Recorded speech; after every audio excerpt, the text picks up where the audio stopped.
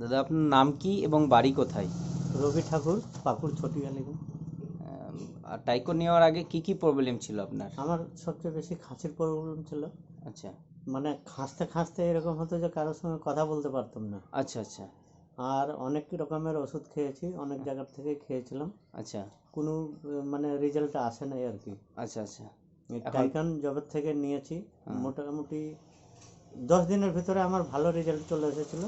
আচ্ছা আর এখনও খেয়ে যাচ্ছি, এখন কোনো প্রবলেম আর হচ্ছে আচ্ছা না। কারোর সাথে কথা বলতে গিয়ে 2 মিনিটও হয়তো কথা বলতে বলতে পারতেন না, পারতাম না। খাসতে স্টার্ট, হুম।